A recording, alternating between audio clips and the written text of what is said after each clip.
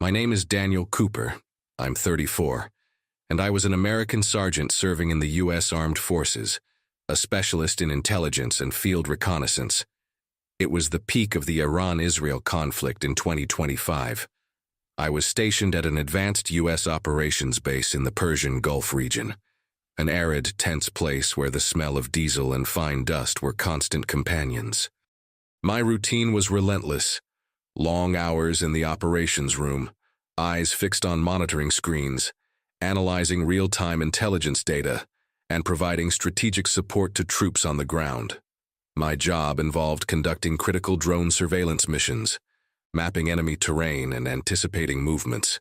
Every decision I made there could mean the difference between life and death for my brothers in arms.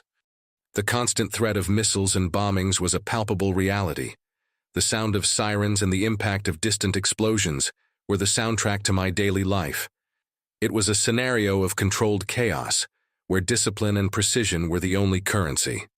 Amidst the uncertainties of the battlefield and the dangers that tested my limits daily, I kept my mind steady with a single thought: to return home, to the United States, and build a life with my fiancée, Emily. She was my beacon, the promise of a peaceful future that gave me strength to endure the harsh present.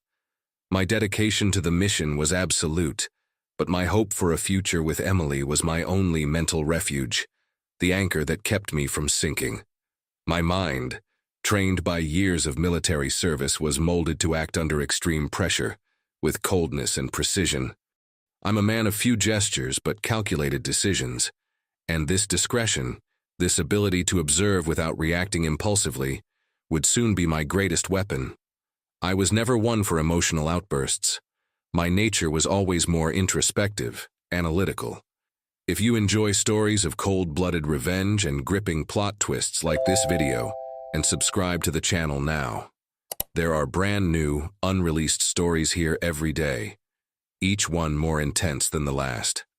It was amidst this reality of combat and sacrifice thousands of miles from home that a single, cold, succinct message from Emily arrived on my encrypted device. It was a gray morning in the Gulf, the air thick with smoke, when the text flashed on the screen. "Daniel, I can't do this anymore. I'm calling off the engagement." The weight of those words hit me with the force of a direct impact, more devastating than any explosion I'd ever witnessed. It wasn't just the end of a years-long relationship. It wasn't the heartbreak you read about in Hollywood movies, but the cruelest desertion at my most vulnerable moment. I felt the devastating blow, but I acted like the soldier I was, cold, strategic, and patient.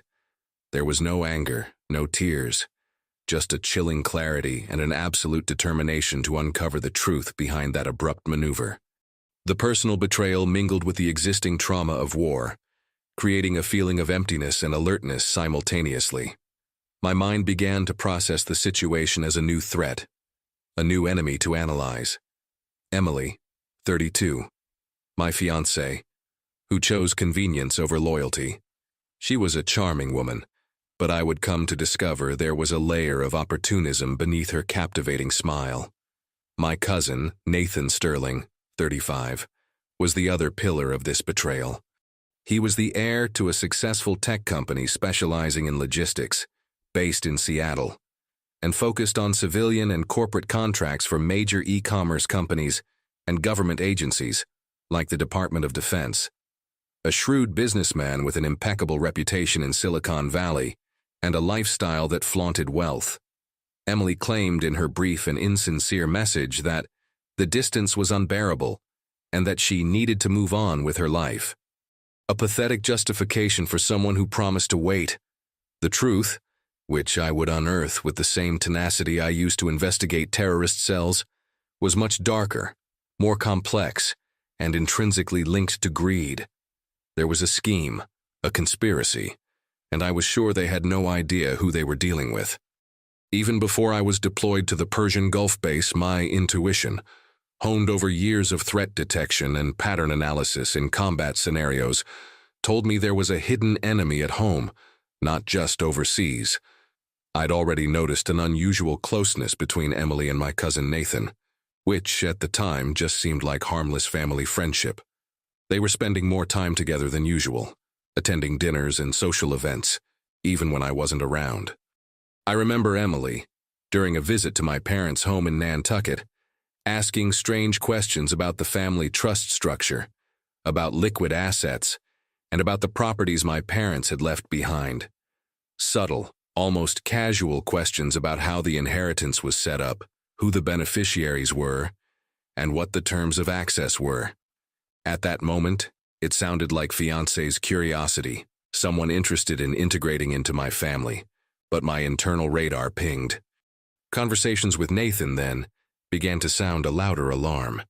He, with his business acumen and his track record of success in the tech sector in cities like San Francisco and Austin, spoke about investment opportunities in his company, Sterling Logistics Solutions, an emerging powerhouse in AI-driven supply chain management.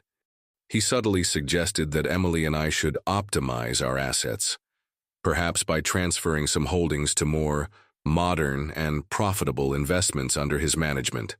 He even presented me during a coffee meeting in downtown Boston with a detailed plan on how we could reorganize my inherited assets to maximize liquidity and simplify tax administration. On the surface, it all seemed like a helpful offer from a successful cousin, advice from someone who understood finance. But the subtlety with which the questions were asked, the insistence on details that didn't seem relevant for a simple investment, and the way Emily echoed Nathan's suggestions began to bother me. My experience analyzing intelligence networks and predicting hostile movements taught me to distrust patterns that deviate from the expected. I felt there was something deeper going on, a hidden current beneath the calm surface. The idea that those who were supposed to support me could be conspiring to take advantage of my absence, and more precisely, my inheritance, seemed absurd, but the possibility planted itself in my mind like a cold seed. Upon returning to American soil, my strategic mind, forged on the battlefield, pushed me to protect my future, not to seek destructive revenge. I had already made discreet preparations before being deployed to the Middle East, a security protocol I learned to apply to all aspects of my life. I had duplicated all my financial documents, including bank statements from accounts at Bank of America and Chase, investment records at Fidelity and Vanguard, property deeds in my name in Massachusetts, and even my parents' will and trust details. Everything was carefully stored on a secure server, an encrypted cloud service that used the same security standards I employed for classified missions. This wasn't an act of paranoia, but a precaution learned in a world where information is power and vulnerability can be fatal. With Emily's message in hand, which served as proof of the personal betrayal, my sergeant's intelligence mind went into full operational mode. I started working silently, using the same techniques learned in communications surveillance to gather more evidence. I systematically recorded phone calls they tried to make to me and other family members, analyzed suspicious financial transfers between Emily's and Nathan's accounts, emails exchanged between them, and even older text messages that revealed the evolution of their complicity. It wasn't difficult, because like many modern relationships in the U.S., we had shared accounts on some platforms, and I had access to records they didn't imagine I could track. I monitored their movements, noting how often Nathan visited Emily's neighborhood in Arlington, Virginia, and how their spending aligned with certain financial movements I had identified as suspicious. Every piece of information was a puzzle piece, and I meticulously put them together, without haste, without fanfare. Proactive contingency was key. I didn't confront them. There were no accusations, no arguments. My first stop upon returning to the U.S. wasn't home in the small town of Concord, New Hampshire, where Emily would be waiting, but rather at the office of my attorney, Mr. Vance Roberts. His office, in the heart of a classic building on Commonwealth Avenue in Boston, was a bastion of discretion and efficiency. I had already discreetly contacted him from the base, using a secure line. I handed him the stack of evidence I had collected: communication records, detailed bank statements, copies of the family trust documents, and Emily's message. He looked at me with the seriousness of a legal veteran, No unnecessary questions, just the silent understanding of someone who had seen it all. With Mr. Roberts's tireless help, we unraveled the web of lies Emily and Nathan had woven. Emily's request to end the engagement was just the tip of the iceberg, a smokescreen for the real scam. They were conspiring to cut me out of future family decisions, and, more gravely, to divest me of my share of the inheritance left by my parents, valued at several $1,000,000, accumulated over generations of land investments and real estate ventures. Nathan, with his knowledge of civil and corporate contracts and his network of contacts on Wall Street and in the corporate legal world, was orchestrating the legal and financial maneuvers, taking advantage of my absence and my trust for illicit gains. He had suggested to Emily that if they married, she could challenge the validity of the trust or certain clauses that favored me, manipulating her with the promise of a life of luxury and financial control. The depth of the planning was astounding. It wasn't an impulsive act of passion or a slip-up. It was a meticulous, cynical plan to exploit my vulnerability while I was risking my life for my country. They were, in essence, attempting a financial coup while I was on the battlefield, an act of cowardice and betrayal of a dimension I could barely conceive.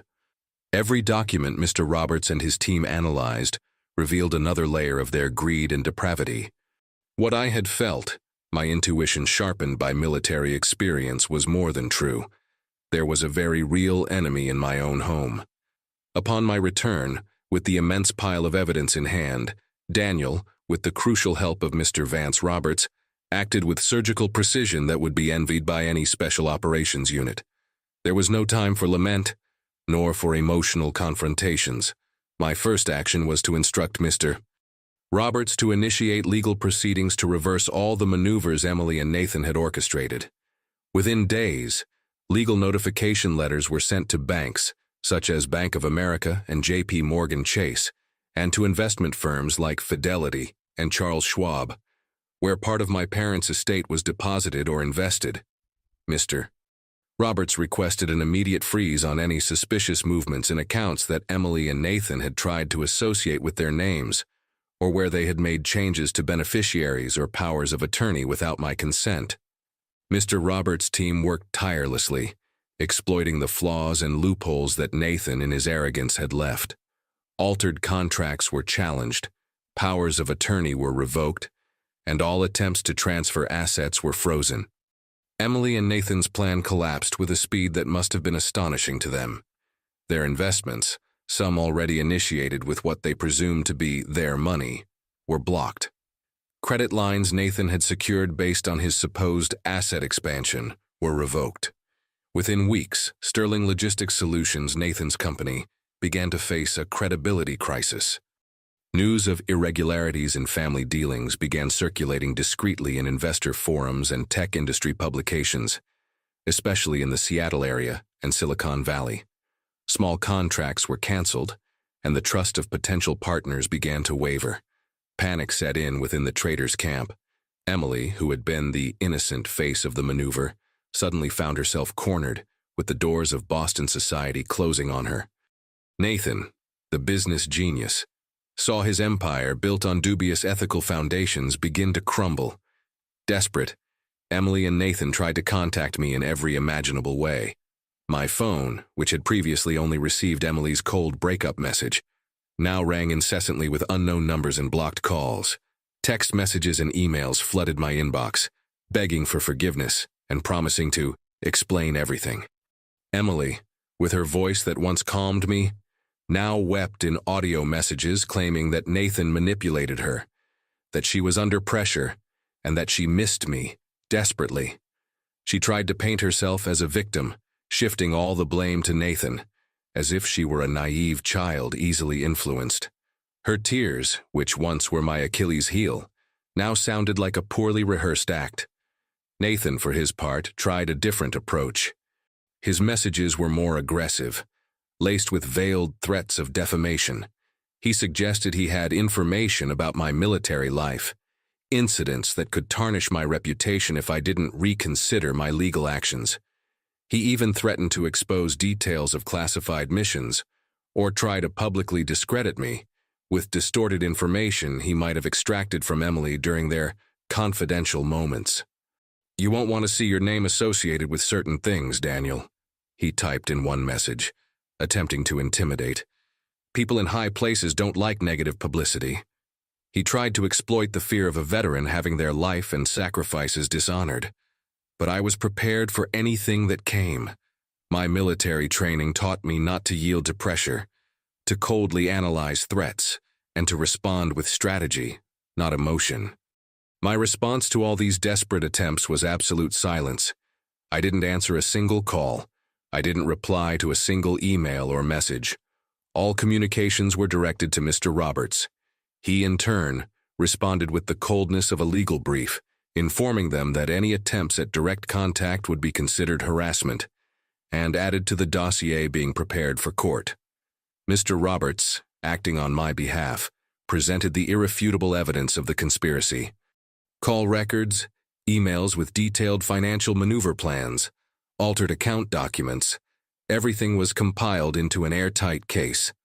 What began as a private dispute quickly escalated into a public battle that thoroughly discredited them, starting in the Middlesex County courts in Massachusetts.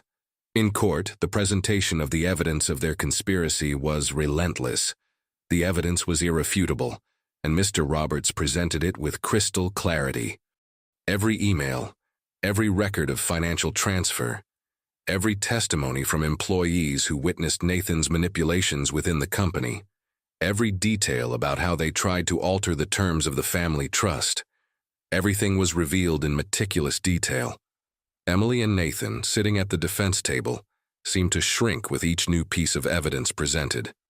The scheme was exposed publicly, not just to the judge and jury, but also to the local press covering the case, given the prominence of the sterling name in the business world and the unusual nature of the betrayal.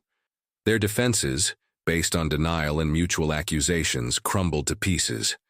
Emily tried to apologize, weeping openly and appealing to emotion, but her tears seemed hollow in the face of the documented proof. Nathan, the confident businessman, was caught in contradictions in his own testimony, and his arrogance turned into visible nervousness. The greed behind their actions was exposed for all to see, painting a repugnant picture of cold calculation and inhumanity. The reputation of both was not just scratched, but completely ruined. Sterling Logistics Solutions faced a deluge of scandals, with financial media questioning the integrity of its leadership. Emily was ostracized in her upper-class social circles, and her name became synonymous with betrayal in whispered conversations at charity receptions and country clubs. The humiliation was complete and irreversible, a much more effective punishment than any shouting or confrontation I could have provoked. With the resources fully recovered and the legal dust beginning to settle, I rebuilt my life with a dignity and purpose I never imagined I'd find. The pain of betrayal, which once seemed an unbearable burden, transformed into powerful fuel. Instead of sinking into resentment, I channeled all my energy into something constructive. I founded the Valor Initiative, a non-profit organization based in Washington, D.C., with support offices at Fort Hood, Texas, and Camp Lejeune, North Carolina, focused on helping war veterans transition back into the civilian workforce. I used my own experience in intelligence and logistics, and also the deep pain I felt from being scorned and betrayed, to inspire others. The project offers career training programs, psychological counseling, assistance in obtaining VA, Department of Veterans Affairs benefits, and even microloans for veterans who wish to start their own small businesses. My team is composed mostly of other veterans and former military personnel who understand the difficulties and challenges of this transition. Each day at the Valor Initiative reaffirmed my own worth, proving that true strength lies not in retaliating with fury, but in transforming adversity into a legacy of support and hope. My pain redefined my existence and proved the true meaning of loyalty and service. The final strategic counterattack, which began in court, culminated in Emily and Nathan's complete public humiliation. The legal battle was long and exhausting, but the solidity of the evidence Mr. Roberts presented was unquestionable. The court, after months of hearings and testimonies, ruled in my favor, Emily and Nathan not only lost all their rights to any part of my parents' estate, but were also ordered to pay substantial damages for emotional distress and material losses, in addition to covering all my legal expenses, which in a U.S. lawsuit is a considerable cost. For Nathan, the consequences were devastating professionally. The public exposure of the fraud scheme deeply shook Sterling Logistics Solutions. Investors pulled back, lucrative contracts with the Department of Defense and major corporations like Amazon and FedEx were suspended or canceled, and several high-ranking executives, embarrassed by the association, resigned. His reputation as a tech genius turned to dust, replaced by the image of a greedy swindler. He was removed from the boards of several startups, and his company, once worth millions of dollars, entered a drastic restructuring process on the verge of bankruptcy. Emily, in turn, lost her position at a reputable advertising agency in New York, where she had built a promising career and was completely ostracized in her elite social circles in Boston. Doors closed on her everywhere, from golf clubs to charity galas. Their scheme, which promised easy fortune, resulted not in gains but in total losses, financial, professional, and social. My revenge was never loud, never a spectacle of rage. It was surgical, silent, and definitive. I defeated them with truth and law, showing that honor and integrity, even in the face of the cruelest betrayal, always prevail. I felt a profound peace, a sense of duty fulfilled, knowing that I defended my parents' legacy and protected my future in a just and strategic way. My pain, indeed, transformed into purpose, into something that transcended personal suffering. The Valor Initiative flourished quickly, growing to have programs in over 10 U.S. states, helping countless veterans find their place in civilian life. We received donations from large corporations and foundations, and my work was recognized with community service awards at several gala ceremonies. I built a legacy of integrity, support, and dedication, something Emily and Nathan could never understand, as their lives were guided by greed and betrayal. I learned that true victory isn't about tearing others down with violence or explicit humiliation, but about rising stronger, transforming adversity into a driving force to build something better, more dignified. It's about building a castle of integrity upon the ruins of betrayal. While I built this legacy of hope and support for others, those who betrayed me faced the inevitable consequences of their own choices. Months later, I heard that Emily and Nathan were already struggling to maintain a low profile, living in the shadows, haunted by the shame and severe financial and social repercussions of their actions. Nathan lost his luxury home in Greenwich, Connecticut, and Emily moved to a small apartment in a Philadelphia suburb, far from the spotlight. My rise was a constant, silent reminder of their fall, a poetic justice that needed no words, only facts. If you enjoyed this story, please like this video and leave a comment telling us what you thought. And if you're not yet subscribed to the channel, please subscribe and hit the bell icon to receive notifications of new stories like this. Thanks for watching, and see you next time.